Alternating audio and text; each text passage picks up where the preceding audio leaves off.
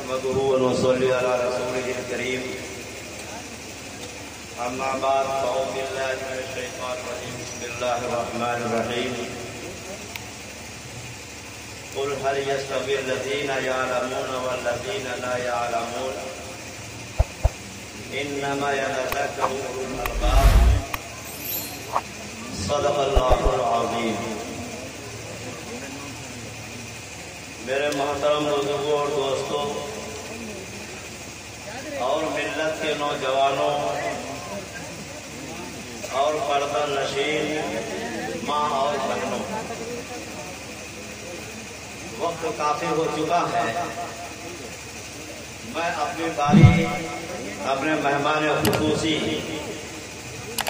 حضرت مولانا قاری محمد یامین صاحب مکریہ کے حوالے کرنا چاہتا ہوں، لیکن حضرت ہی کا اصرار رہا کہ کچھ چند باتیں آپ عرض کر دیجئے، اس کے بعد انشاءاللہ ہم سنبھالتے ہیں.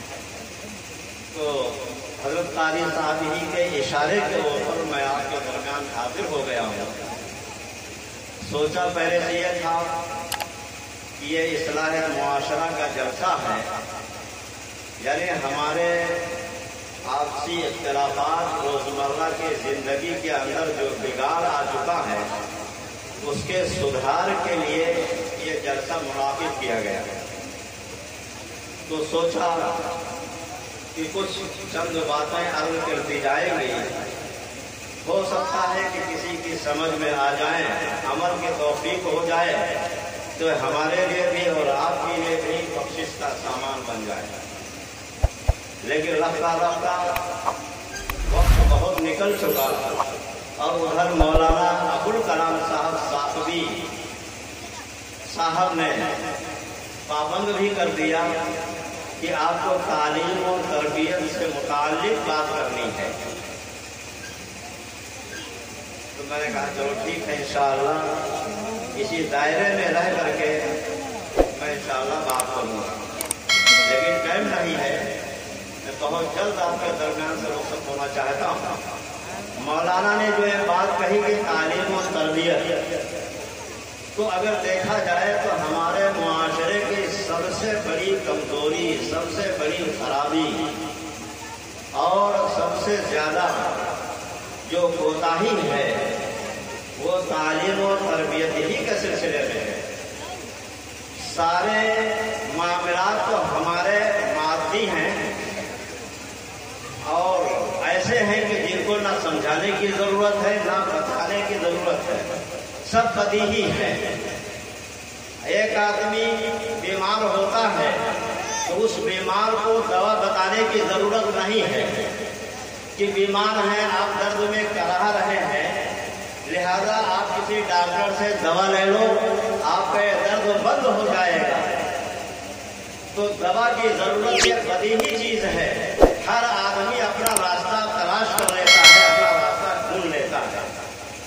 بھوک پیاس کی ضرورت یہ بدیہی ہے، اس میں سمجھانے کی ضرورت نہیں ہے کہ اگر پیاس لگی ہے تو آپ کو پانی پینا چاہیے، بھوک لگی ہے تو آپ کو کھانا کھانا چاہیے.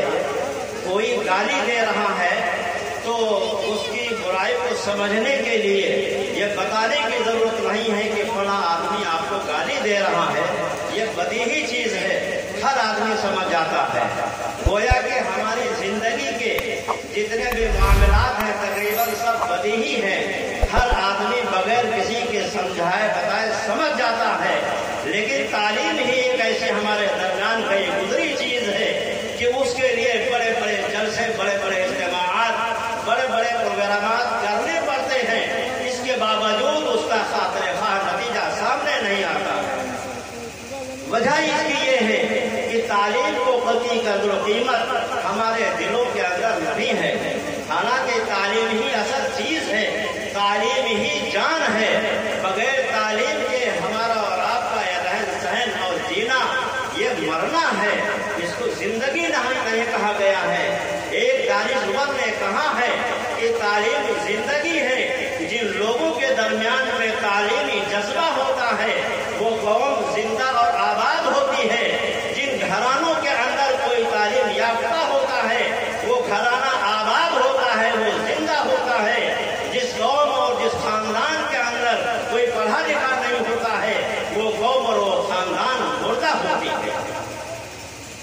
لیکن ہم ہیں کہ تعلیم کی اہمیت کو نہیں جانتے ہیں، حالانکہ تعلیم کی اہمیت ہمارے لیے سب سے بڑی اور سب سے اہم چیز ہے۔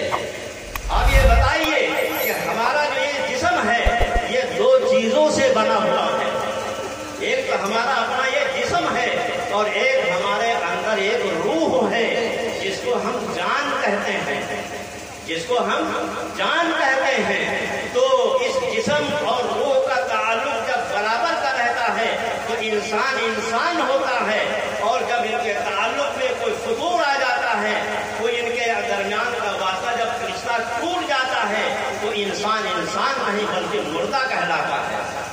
اللہ تعالیٰ نے ہمارے اس جسم کو زمین سے بنایا، تو اس جسم کی پرورش کا کل انتظام اللہ نے زمین سے کیا ہے۔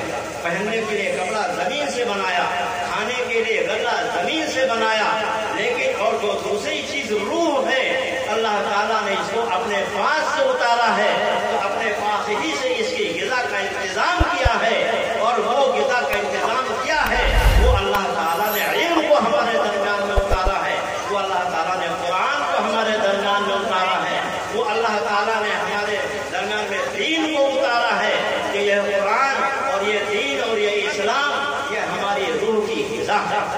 آج پوری دنیا کی طاقت اس جسم کی پرورش کے درپے ہے، پوری دنیا کی ساری تدبیریں اور سارے ان کے منصوبے جسم کی پرورش تک محدود ہیں، لیکن یہ جسم میرے بھائیوں یہ سوار یہ کہے سواری ہے، اور یہ روح جو ہے یہ سوار ہے۔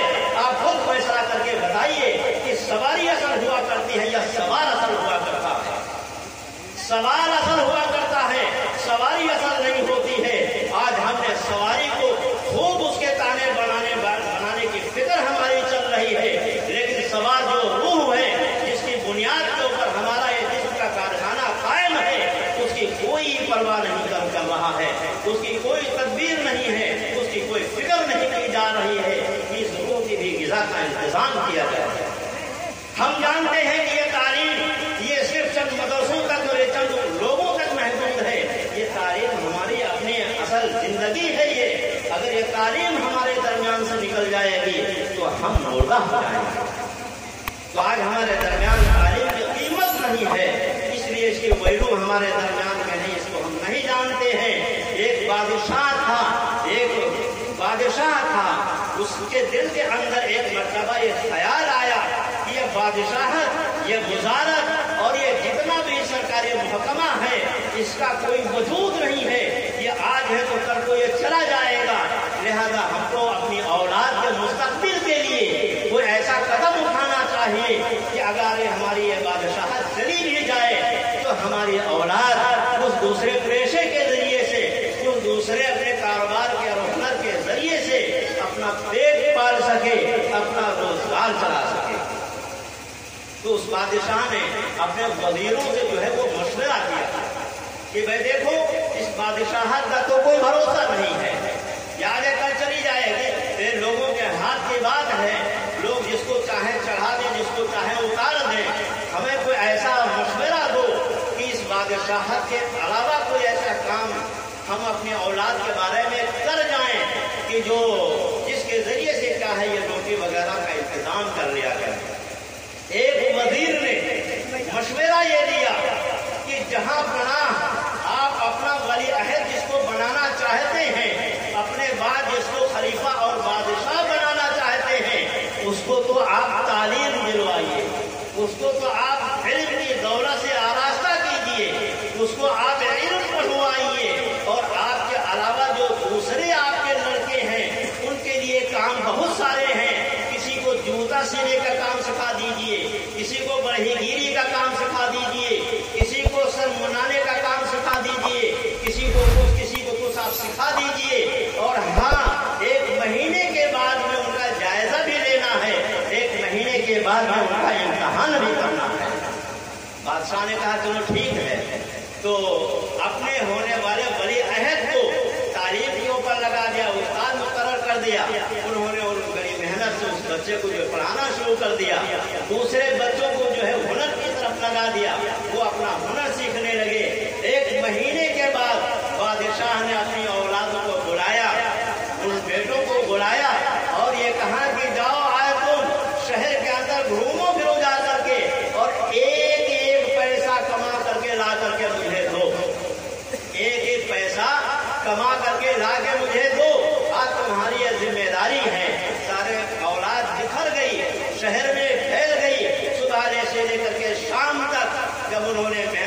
मशक्कत थी तो एक एक रुपया सबको हासिल हो गया और ला करके उन्होंने बादशाह सलामत के हुजूर में पेश कर दिया।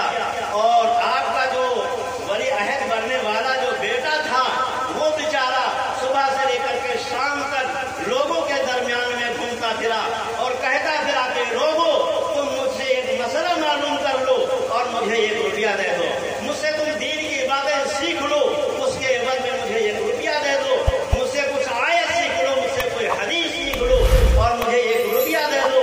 सुबह से लेकर के शाम तक वो ऐसे नारा और सदा लगाता रहा। एक आदमी भी ऐसा नहीं हुआ कि 1 रुपया खर्च करके कुरान की एक आयत सीख लेता, एक आदमी ऐसा नहीं निकला कि 1 रुपया खर्च करके एक हदीस सीख लेता, 1 रुपया खर्च करके एक मसला सीख लेता। वो बेचारा या हिरास में मायूसी की हालत में शाम को अपने अब्बा हुजूर के खिदमत में हाजिर हुआ और कहा, अब्बा जान आपने हमारे बारे में कोई अच्छी राय कायम नहीं की, आपने हमें तालीम दिलवा करके हमारे हक में आपने हक तलफी की है। बताइए सुबह से लेकर के शाम तक हमने एक एक आदमी से मुलाकात की और 1 रुपया के एवज में मसाइल को हमने बताने के लिए हमने कहा। एक आदमी भी ऐसा तैयार नहीं हुआ कि मुझे 1 रुपया दे करके कुरान का एक मसला सीख लेता। आपने हमारे हक में क्या है बड़ी हक तलफी की है, आपने जो हमारे लिए इनको तजवीज़ किया है वो आपकी तजवीज़ गलत साबित हुई है, आपने हमारे हक में अच्छा नहीं किया है।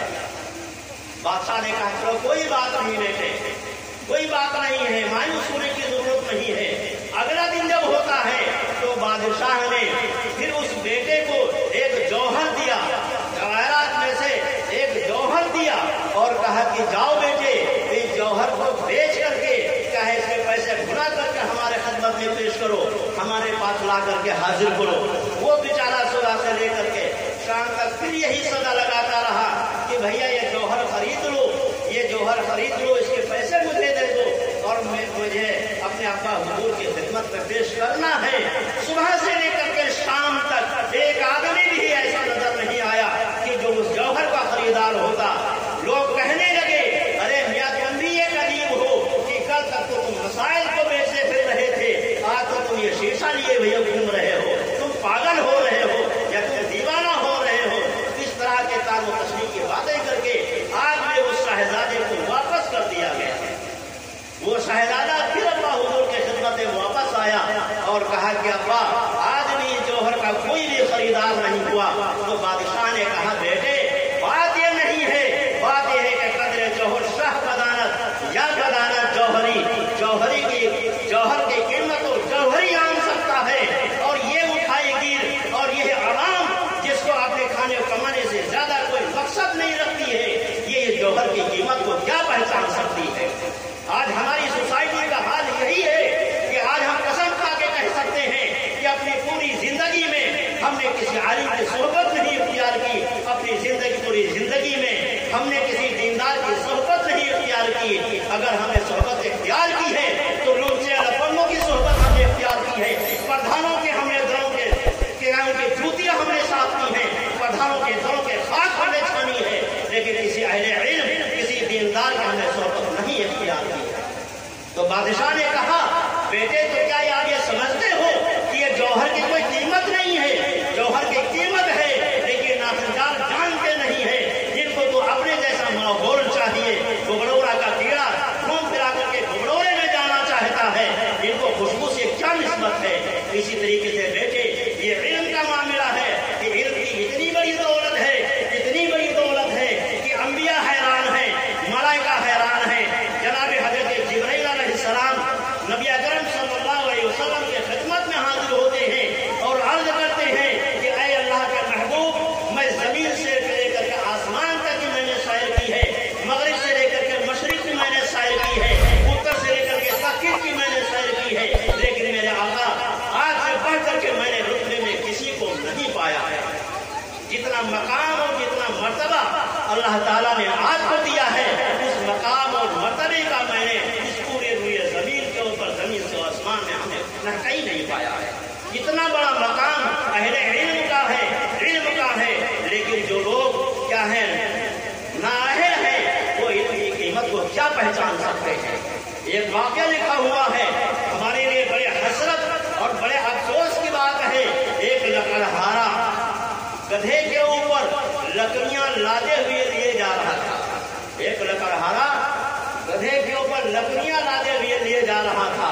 रास्ते में उसको एक हीरा मिल गया, तो उसने क्या हीरे को उठा और उसको बांध करके उस गधे के गले में डाल दिया, गधे में डाल दिया। और उसके बाद में चाहे लोगों से कहता था कि कोई इसको खरीद ले, कोई खरीद ले, लेकिन कोई भी खरीदने को तैयार नहीं हुआ।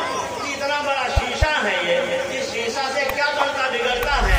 तुम भी यदि आदमी हो तो घूम रहा था, घूमते घूमते एक जौहरी के पास से उसका गुजर हुआ। जौहरी की निगाह उस हीरे के ऊपर पड़ी। उस हीरे तो जौहरी ने हीरे की कीमत को पहचान लिया कि ये कोई शीशा, ये कोई पत्थर नहीं है, बल्कि ये क्या है, ये हीरा है, ये बड़ा कीमती है। तो उसने उससे लकड़हारे से कहा, अरे भाई क्या तुम इसको बेच रहे हो, इस पत्थर को क्या बेच रहे हो? तो लकड़हारे ने कहा कि हाँ बेच रहा हूँ, लेकिन 1 रुपये से कम नहीं लूंगा। मैं बेच तो रहा हूँ लेकिन 1 रुपये से कम नहीं लूंगा। तो जौहरी ने कहा कि ठीक है, मैं 8 आने से ज्यादा नहीं दूंगा, मैं 8 आने से ज्यादा नहीं दूंगा। और उसने कहा मैं 1 रुपये से कम नहीं दूंगा। बहरहाल सौदा हो गया और वो जौहरी ने क्या है उसको 8 आने दिए और उठा करके वो हीरा अपने हाथ में लेता है। जैसे वो हीरा जौहरी के हाथ में पहुंचता है, वो हीरा टुकड़े टुकड़े हो गया, वो हीरा फट गया। तो उस लकड़हारे ने कहा, अबे वो बेशरम, तू गधे के गले में पड़ा था तो तुझे शर्म नहीं आई, तू मेरे हाथ में आया, तुझे शर्म नहीं आई, और मेरे हाथ में आते आते तू फट गया। तो हीरा कहता है, अरे गधा ना अनजान था, वो लकड़हारा ना अनजान था, तुम जानने के बावजूद तूने मेरी कीमत 8 आने लगाई है। क्या हीरे की कीमत 8 आने हुआ करती है? तूने तो मेरे कदर को घटा दिया, मेरी वही को गिरा दिया है। हाल मेरा भाइयों, हमारा और आपका इससे कम नहीं है कि हमने अपने इल्म की कीमत को घटा दिया है, अपने इल्म के वकार को मजरूह किया है, अपने इल्म की क्या है इज्जत और आबरू को हमने नीलाम कर दिया है। ऐसा लगता है कि जैसे कोई बेमाना और बेमकसद चीज हो। तो मेरे भाइयों, मेरे बुजुर्गों, इल्म एक बहुत कीमती और बहुत अहम चीज है, बहुत अहम चीज है। इस कीमत का मुकाबला दुनिया की कोई ताकत नहीं कर सकती है, दुनिया की कोई कीमत इसका क्या है, इसके दाम नहीं लगा सकती है। इसलिए मेरे भाइयों बुजुर्गों, इल्म की कदर करो, इल्म की कीमत को पहचानो। इल्म ही वो चीज है जिसने हमको और आपको जमीन से उठा करके आसमान के ऊपर पहुंचाया है। कौन नहीं जानता है कि इंसान की असल तखलीक क्या है? एक गंदे पानी से, गंदे लुप्पे से इसकी तखलीक हुई है, कीचड़ और मिट्टी से इसकी पैदाइश हुई है। और कौन सा इसके अंदर हीरा लग गया कि जो इतने बड़े मकाम और मर्तबे वाला है? वो इल्म ही है कि जिसने इंसान को नीचे से उठा करके आसमान की बुलंदियों के ऊपर पहुंचा दिया।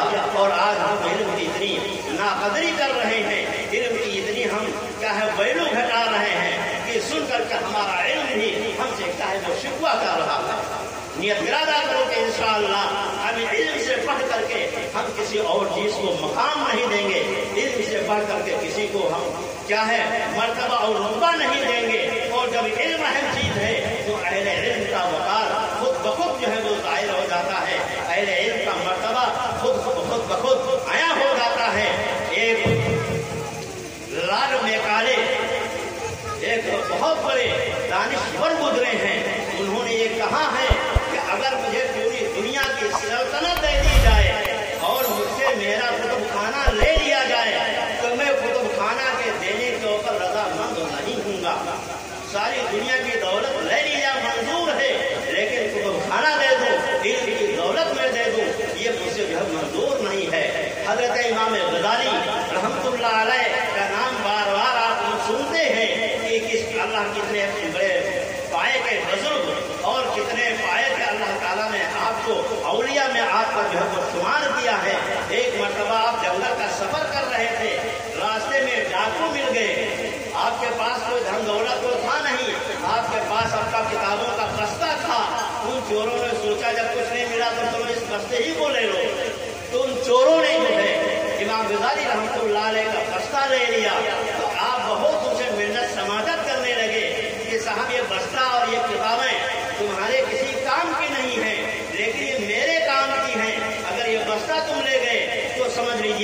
میرا علم چلا جائے گا، میری زندگی چلی جائے گی، میری روح اس کے ساتھ چلی جائے گی، لہذا میرا بستہ جو ہے مجھے واپس دے دو، میرا بستہ مجھے واپس دے دو۔ تو ان چوروں کو کچھ رحم آ گیا، کچھ ترس آ گیا، تو انہوں نے کہا اچھا بھائی تو بستہ واپس کر دو۔ بستہ واپس کرتے کرتے ایک چور نے یہ کہا ارے اس بستے کو واپس کر دو، ایسے علم سے کیا فائدہ ہے جو بستے کے ساتھ اپنا علم بھی چلا جائے، کہ بستے کے ساتھ علم بھی چلا جائے، کتابوں کے ساتھ اپنا علم بھی چلا جائے، ایسی کتاب ایسے بستے کی کوئی ضرورت نہیں ہے۔ امام غزالی رحمۃ اللہ علیہ کے دل کے اوپر اس چور کی بات کا اتنا بڑا اثر ہوا، آپ نے طے کر لیا کہ انشاءاللہ دین اور مذہب کی ہر کتاب کو حفظ کر لوں گا۔ چنانچہ آپ نے تمام تر کتابیں آپ نے وہ حفظ کر لی کہ بستہ چور لے جائے تو لے جائیں، لیکن اب میرا علم میرے پاس رہے۔ ایک انگریز فلاسفر نے لکھا ہے کہ میرے پاس اسلام کی حقانیت اور اسلام کی صداقت کے اوپر اس سے بڑھ کر اور کوئی دلیل نہیں ہے کہ امام غزالی جیسا